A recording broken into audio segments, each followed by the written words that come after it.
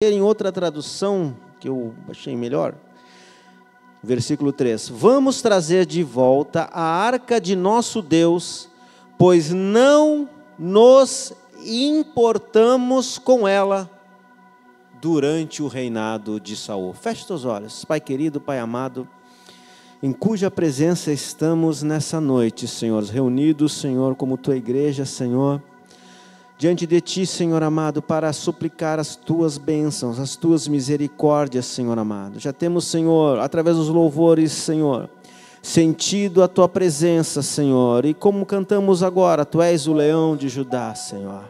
Tu és, Senhor amado, o nosso Deus, o nosso refúgio, o nosso socorro bem presente no dia de angústia, Senhor.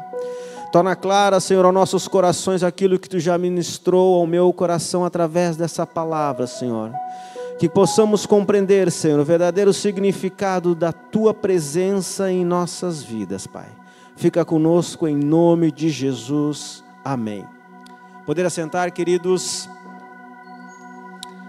Como lemos aqui, o rei Davi faz uma convocação a toda a nação de Israel para juntos se congregarem e buscarem a arca do Senhor, a arca da aliança. Vamos trazer de volta a arca de nosso Deus, pois não nos importamos com ela. A arca de Deus, a arca da aliança. Nós não nos importamos com ela durante o reinado de Saul. Saul, que foi o primeiro rei de Israel. Mas o que é essa arca? Vamos nos lembrar de alguns detalhes da arca. Não vamos nos aprofundar muito, mas a arca, ela foi construída por mãos humanas, mas pela direção do nosso Deus. Deus fala com Moisés em Êxodo capítulo 25, do 10 ao 22, do versículo 10 a 22, e ele pede que a arca seja construída de madeira de acácia e seja revestida de ouro. E dentro dessa arca seria para guardar as 2 tábuas da lei, dos 10 mandamentos, uma porção ou um vaso com maná e também, posteriormente, a vara de Arão. O que significava essa arca? Qual o sentido dela? Ela simbolizava a presença de Deus. A arca, ela foi feita dessa forma, como expus aqui, de madeira, que simboliza a simplicidade, e revestida de ouro, que significa o valor, a preciosidade. A arca, irmãos, ela não era a presença de Deus, mas ela simbolizava a presença de Deus. E ela era colocada num lugar chamado o Santo dos Santos, onde eles construíam um tabernáculo, onde o sacerdote falava com Deus, suplicava a Deus pelo povo, levava os pedidos do povo diante de Deus, na frente daquela arca. Naquele lugar onde poucas pessoas tinham acesso, a não ser o sacerdote. E essa arca, irmãos, tinha diretrizes para carregar essa arca, para tratar essa arca. Havia todo um cuidado. Essa arca possuía argolas, e através dessas argolas eram colocadas varas também de madeira revestidas de ouro, para que no momento que o tabernáculo mudasse de lugar, pois na época em que a arca foi construída, o povo ainda andava no deserto. Havia todo um procedimento, um cuidado, uma maneira de tratar essa arca, pois ela tinha um símbolo da presença de Deus. Isso nos ensina, meus queridos, que temos que ter zelo e cuidado para não perdermos, para não menosprezarmos, para não simplificarmos, para não acharmos banal, para não tratarmos de qualquer jeito, o quê? A presença de Deus.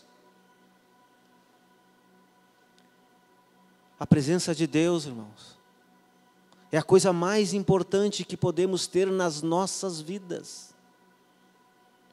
Nós podemos ter toda a inteligência desse mundo, toda a saúde perfeita, todo o dinheiro, toda a riqueza, mas se perdermos a presença de Deus, de nada nos vale. Porque de um minuto para o outro a vida pode se terminar. E aí, para onde iremos?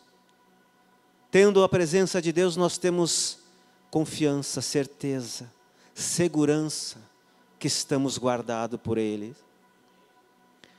O povo de Israel, querido, durante o sacerdócio de Eli, um homem que, apesar de ser um homem chamado por Deus, um profeta, um sacerdote, ele descuidou da sua casa, ele descuidou do zelo. E o que aconteceu? Estou simplificando a história para chegar no objetivo. Já sabemos da importância da arca, e agora vamos entender o que aconteceu com a arca. E ele tinha 2 filhos, e esses filhos serviam no templo também. Não basta estar no templo, não basta servir no templo. Tem que ter a presença de Deus. E esses 2 filhos, me foge o nome agora, Finéias, Ofeli e Finéias. Finéias eu lembrava, que fala em finanças, né? Não, brincadeira não foi boa, né? Esses 2 filhos de Eli faziam o que era mal diante de Deus, não eram fiéis. E um dia o povo de Israel sai para a guerra contra os filisteus e a arca é roubada, a arca é capturada. E esse povo que era inimigo do povo de Deus fica com a arca um tempo ali. Só que nos diz a palavra do Senhor, os relatos mais precisos no livro de 1 Samuel, que eles não puderam ficar com a arca. Eles colocaram a arca no seu templo, na frente do seu Deus. E quando amanhecia o dia, o Deus deles estava caído por terra. Porque diante da presença de Deus, o inimigo não fica em pé. Você sabia disso? Você está lutando, está com uma dificuldade, acha que o inimigo está se levantando contra você, acha que é uma pessoa em específico. A presença de Deus é o que precisa. Porque diante da presença de Deus, o inimigo cai por terra. O inimigo não prevalece. Aleluia. Glória a Deus. E aquele povo, eles devolvem a arca. Mandam a arca embora para Israel. E aquela arca fica em um lugar. Também não me lembrei o nome do homem. Obed-edom. Acertei? Fica na casa de uma pessoa chamada Obed-edom. Ali aquela arca fica por aproximadamente 20 anos. Foi o que eu estudei. Estou certo? 20 anos. A arca fica naquele lugar por 20 anos. Nisso o profeta Eli, nesse mesmo dia em que a arca é perdida, que a arca é capturada, aquele homem que era o sacerdote vem a falecer. Samuel, que já servia no templo, assume como profeta. Os filhos de Eli também vêm a falecer. Muda o sacerdote, mas a arca continua em um lugar que não era o lugar certo. Interessante. Eu achei muito interessante e procurei entender, pesquisei, por que a arca, quando Samuel assume o sacerdócio, a arca não volta para o lugar certo dela, para o tabernáculo, para o templo do Senhor, ela não volta. Não tinha templo na época. O tabernáculo, ela não volta. Mas as coisas têm o tempo certo para acontecer. E Deus levanta um rei, que se chamava Samuel. Esse rei ele foi solicitado pelo povo de Israel. Como estou falando aqui, existiu o sacerdote Eli, depois houve o sacerdote Samuel, e o povo começou, eu acredito que por falta da arca, por falta da presença real do Senhor, começou a desejar ter um rei. Porque o povo de Israel começou a olhar para os outros povos e ver que todos tinham um rei. E eles pedem para Samuel um rei. E Samuel unge a Saul como rei. Só que Saul, já ungido rei, já chefe do povo de Israel, ele não busca a arca. Ele não se preocupa com a arca. Aliás, a maioria de nós sabe, Samuel, no começo do seu reinado, ele já é desaprovado por Deus. Porque o profeta Samuel, depois de ter ungido ele como rei, disse para ele esperar um tempo para oferecer sacrifícios de gratidão ao Senhor, juntamente com o povo. Só que Saul não conseguiu esperar. Saul não conseguiu esperar, porque Samuel não estava junto com ele, estava longe, tinha que vir para oferecer sacrifício junto com o rei. O trabalho de oferecer sacrifício não era do rei, era do sacerdote, era do profeta de Deus. E Saul é rejeitado por Deus. Estou encurtando bem a história, porque o tempo não nos propicia nos afundarmos muito.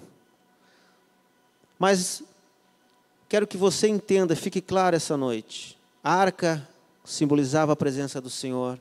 A arca tinha um objetivo. Ela tinha uma finalidade, guardar a lei. A arca também simbolizava a aliança que Deus tinha feito com o povo. Aleluia. Esse povo que foi tirado do Egito, da escravidão do povo dos egípcios. Deus fez uma aliança com Israel. E essa arca simbolizava tudo isso. Muito bem, meus queridos. Saul erra, Saul peca. O reinado de Saul foi sempre conturbado, sempre com muitos problemas. Todos sabem a história da guerra entre Israel e os filisteus, onde tinha aquele gigante chamado Golias, em que o rei, que era um homem levantado por Deus, na realidade deveria ter a coragem, a capacidade, a confiança, a intrepidez de enfrentar aquele gigante, mas não teve. E quem enfrentou esse gigante? Davi, já ungido rei de Israel. E o tempo se passou, houve outras guerras entre Israel e os filisteus e outros povos também, e chegando agora aqui nesse capítulo 13, depois da morte de Saul e de seus filhos, Davi tem a intenção de trazer a arca de Deus. E ele convoca todo o povo. Vamos trazer de volta a arca de nosso Deus, pois não nos importamos com ela durante o reinado de Saul. Versículo 4. Toda a assembleia concordou, pois isso pareceu bom a todo o povo. Davi tem uma ideia excelente: trazer a arca do Senhor. Davi queria o melhor. Davi convoca todo o povo, não queria fazer nada sozinho. Davi, aleluia, conhecemos ele como um homem que segundo o coração de Deus. Davi que matou o gigante. Davi que venceu várias guerras. Então Davi, ele traça um plano, queridos. E aí que eu quero que você perceba e essa noite saia exortado, assim como eu fui por essa palavra. Não basta, pastor Hugo, termos boa intenção às vezes. Não basta sermos aparentemente bonzinhos. Nós precisamos obedecer à palavra do Senhor, querido. Nem tudo que parece bom é correto. Nem tudo que me é lícito me convém. E Davi, com toda a boa vontade, com todo o senso de urgência, ele pede para que, então Davi reuniu todos os israelitas, vou ler o versículo 5, desde o rio Sior, no Egito, até Lebom-Amate, para trazerem de Quiriate-Jearim a arca de Deus. Davi e todos os israelitas foram a Balaá, que é Quiriate-Jearim, em Judá, para buscar a arca do Senhor, a arca de Deus, o Senhor que tem o seu trono entre os querubins, a arca sobre o qual o seu nome é invocado. Na casa de Abinadab, levar a arca de Deus num carroção novo, conduzido por Uzá e Aió. Davi e todos os israelitas iam dançando e cantando com todo o vigor diante de Deus, ao som de harpas, liras, tamborins, símbolos e cornetas. Quando chegaram à eira de Quidom, Uzá esticou o braço e segurou a arca, porque os bois haviam tropeçado. A ira do Senhor se acendeu contra Uzá, e ele o feriu por ter tocado na arca. Uzá morreu ali mesmo, diante de Deus. Que tragédia, que triste. Fazendo o que era certo, da maneira errada. Fazendo aquilo que já tinha sido ensinado. Aquilo que já tinha sido orientado como fazer. Davi fez, e alguém pagou com a sua vida. A arca não podia ser conduzida de qualquer forma. A arca não podia ser carregada em cima de uma carroça. Ainda que eles colocaram uma carroça nova, não importava. A arca precisava ser carregada pelos levitas. A arca tinha que ser carregada com as varas que ela foi feita sobre os ombros dos levitas. Por que será isso? Por que isso? Nós precisamos, querido, não terceirizar a presença de Deus na nossa vida. Não basta você vir num culto e ouvir a palavra do Senhor. Não basta você escutar louvores. Você tem que se comprometer com o seu corpo. Você tem que se comprometer com a sua mente em buscar a presença do Senhor. Vocês imaginem a velocidade que era trazer a arca numa carroça. Você imagine a lentidão que é trazer uma arca sobre os ombros, uma arca de madeira, de acácia, que não é uma madeira leve, revestida de ouro, a pé, caminhando. Mas é assim mesmo, querido. Para termos a presença de Deus na nossa vida, as coisas não são rápidas, não são com velocidade. Hoje nós temos a internet, você acessa vários conteúdos, você pode assistir vários vídeos, pesquisar tantas coisas, mas a presença de Deus, a convicção que Deus é na sua vida, é com jejum, é com oração, é com renúncia, é com busca, é com o joelho no chão. É uma caminhada, queridos. Não é rápido. Ter a presença de Deus e mantê-la na nossa vida, queridos, exige algum tipo de sacrifício. Mas a salvação já foi paga. Salvação, queridos, Jesus já pagou. Mas termos a presença de Deus na nossa vida, sermos luz nesse mundo, aonde nós chegarmos, aleluia, o lugar que nós chegarmos, ser transformados, é só pela presença de Deus. Até no templo, como falei aqui, no templo dos inimigos do Senhor, onde estava uma estátua do Deus dele, aonde chega a arca, o inimigo cai por terra. É assim, querido, não é o teu emprego o problema, não é a tua família, não é o teu casamento, mas é a presença de Deus que precisa estar contigo. E é através da busca, da leitura, da oração, do jejum. É lento, é devagar. Parece que as coisas muitas vezes não acontecem.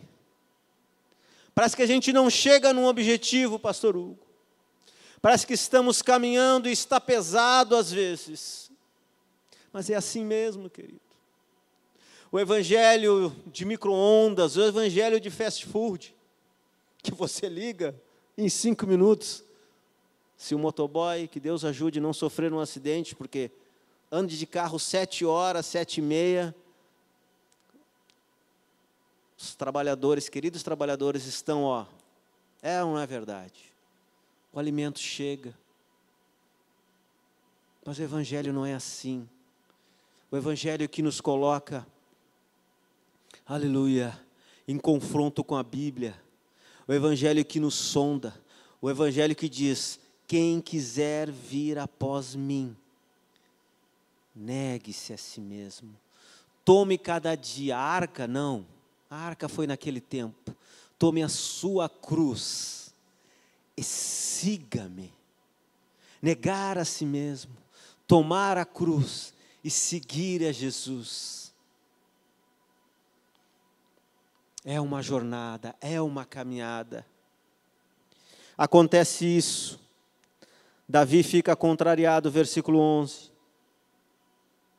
O Senhor em sua ira havia fulminado Uzá.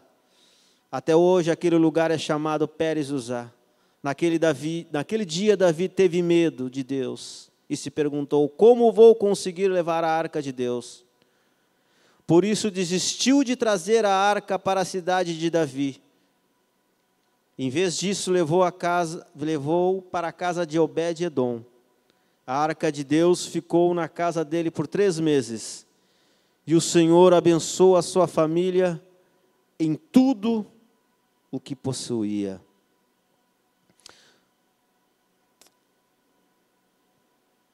Depois, mais para frente, 1 Crônicas, capítulo 15, Davi compreende como deveria trazer a arca do Senhor. Davi busca instrução e ele manda os levitas, que eram os encarregados. Ele convoca os líderes para trazer a arca de volta, seguindo os rituais e procedimentos prescritos por Deus. A arca foi trazida de volta com alegria e celebração para Jerusalém. Aleluia. Davi e o povo ofereceram sacrifícios e celebrações jubilosas ao trazerem a arca para Jerusalém. Aleluia.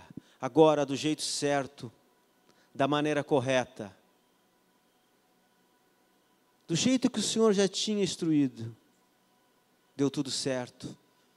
Davi ofereceu, a cada passo que os sacerdotes davam, Davi oferecia um sacrifício. Agora, Davi não se preocupa com a velocidade, ele se preocupa com a qualidade, ele se preocupa com a entrega, não se preocupa com o que ele ia gastar, não se preocupa com o tempo que seria investido, não. Ele se preocupa em cumprir os rituais, cumprir aquilo que Deus tinha determinado. Não apresse nada na tua vida, querido. Muito jovem, às vezes, quer apressar muitas coisas. Nós também, que já não somos jovens, às vezes queremos, até mesmo para comprar um carro, né? Começamos a pesquisar e, esse aqui mesmo. Às vezes é luta. Não oramos, não pedimos direção. Às vezes é a compra de uma casa. Às vezes congregamos numa determinada congregação, alguma coisa nos desagrada, vou sair daqui. Queremos fazer as coisas rápidas, as coisas sem consultar a Deus, as coisas sem um sacrifício. Por que a gente fala em sacrifício? Porque dobrar o joelho todo dia, ficar 15, 20, 30 minutos, é lazer? É conforto? Ler uma porção da Bíblia quando você está querendo ver um filme? Quando você está querendo fazer um lanche? É conforto? É lazer? É um sacrifício. Você está sacrificando o seu tempo. Você está sacrificando uma outra atividade para buscar a Deus, fazendo um jejum. Deixar de comer um alimento. É lazer? É conforto? Não, é sacrifício. Mas nos aproxima de Deus. Atrai a presença de Deus na nossa vida. E é isso que importa, queridos. Por isso, nessa noite, como prometido, estou terminando. Vamos ficar em pé. Aleluia. Não sei se o louvor vai cantar. Tem um hino que eu falo: eu só quero a tua presença. Hoje não vou te pedir nada. Aleluia. Esse hino, ele fala comigo. Ele me exorta, porque muitas vezes nós queremos pedir coisas ao Senhor. E não é errado pedir ao Senhor. Não é errado chegarmos e dizermos: Senhor, eu sou fraco, Senhor, eu sou falha. Mas que possamos ter o entendimento que a presença do Senhor nos basta. A graça do Senhor, como disse o apóstolo Paulo, nos basta. Porque o poder do Senhor se aperfeiçoa nas nossas fraquezas. Eu não sei se essa noite tem alguém aqui que ainda não aceitou Jesus e quer sentir essa presença. Hoje há uma oportunidade aqui. Venha até aqui à frente e nós estaremos orando. Talvez você já ouviu várias vezes a palavra do Senhor e nunca tomou essa decisão, sempre teve dúvidas. Eu te faço um convite essa noite. A palavra do Senhor, ela nos garante que Ele estaria conosco todos os dias. Talvez você se sinta sozinho, solitário, abandonado. Talvez você tenha vindo de longe, deixado familiares. E você sinta falta de algumas coisas. Mas o Senhor, Ele pode suprir todas elas. E você se tornar um provedor. Toda vez que eu me questiono a falta de alguma coisa na minha vida, eu peço que o Senhor me dê capacidade para não sentir falta, mas poder suprir alguém que tem falta. Sabe? O Senhor ministra ao meu coração isso várias vezes. Você quer um conselho? Quero. Renato, seja quem pode dar um conselho. Você está precisando de dinheiro? Renato, seja quem pode emprestar dinheiro. Você quer uma oração, Renato? Seja quem pode orar por alguém. Aleluia. E isso a presença de Deus pode nos dar. Tem alguém que quer oração? Alguma enfermidade, alguma necessidade? Venha. Ou no seu banco mesmo. Aleluia. O Senhor conhece o teu coração. Às vezes parece que a palavra, ela é algo que já conhecemos tanto. Às vezes a palavra é algo que parecia que podia ter um toque especial, mas ela é simples. Ela quer uma oração especial.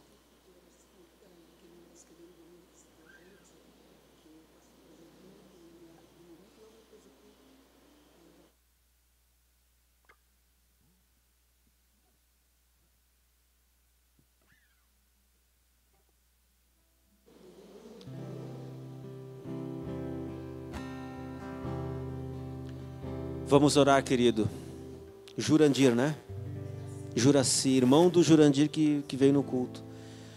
Sofreu talvez um assalto ou uma vingança, né? Uma vingança, né? Teve seu corpo 95% queimado. Está na UTI desenganado, mas nós cremos que Deus pode todas as coisas. Vamos orar, fecha teus olhos. Pai amado, Pai querido, nesta noite, Senhor, em que, Senhor amado, procuramos entender a importância de ter a Tua presença nas nossas vidas, Pai. que, Senhor amado, podemos, Senhor amado, entender através da Tua palavra que precisamos, Senhor, nos esforçar, Senhor, e sacrificar algumas coisas, Senhor, para a Tua presença, Senhor, ser viva em nossos corações, ser notória em nossas vidas, Senhor. Meu Deus, aleluia, que possamos a cada dia, Senhor, buscar mais a Tua presença, orar mais, Senhor, jejuar mais, ler a Tua palavra, nos consagrarmos, Senhor. Os dias são maus, Pai, os dias são difíceis, Senhor. Vemos, Senhor amado, a vida desse jovem, Senhor, que quase foi ceifada, Senhor, 95% do seu corpo queimado, Senhor, talvez desenganado pelos médicos na UTI, Senhor. Vai agora, Senhor, naquele lugar, Senhor, naquela UTI, Senhor amado, toca, Senhor, na sua vida, Pai. Restaura o seu corpo, restaura, Senhor amado, aleluia, a sua pele, os seus órgãos, Senhor. Restaura, Jesus, para a honra e glória do Teu nome, do Teu Filho Jesus, Senhor. Também a cada irmão que está aqui essa noite, Senhor, que porventura tem algum problema, alguma situação difícil, algum problema, Senhor amado, que desafia, Senhor, na medicina, alguma causa, Senhor, na justiça, Senhor amado, algum problema financeiro, alguma situação familiar, alguma incompreensão, Pai. Tu pode todas as coisas, nós clamamos pela Tua misericórdia, Pai. E Te agradecemos já, Senhor, em nome de Jesus, Senhor. Amém, Senhor. Poder sentar, queridos. Amém.